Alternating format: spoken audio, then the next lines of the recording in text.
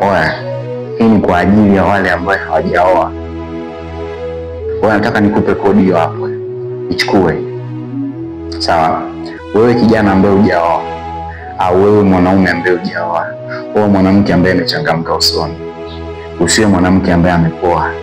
Nikisema mwanamke ambaye amechangamka usoni, huyu ni mwanamke wa aina gani?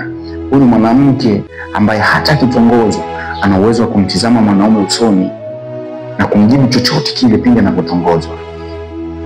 Sawa? Lakini mwanamke ambaye amepoa ni mwanamke wa aina gani? Huyu ni mwanamke ambaye hana ule ujasiri wa kumjibu mwanaume face to face.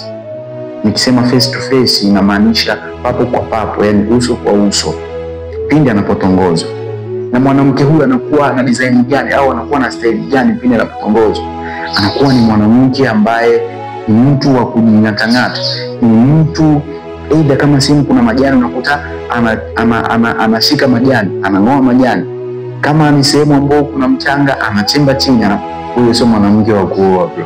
Ukija kumuona unamtongoza mwanamke halafu anaona aibu, usidanganyike na ukaamini kwamba huyo ni mwanamke ambaye ametulia na anaweza kusurvive katika ndoa. Chukua mwanamke ambaye amechangamka.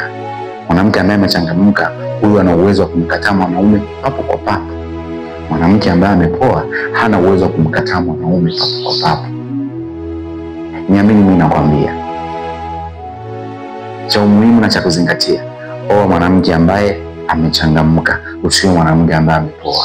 Shout out.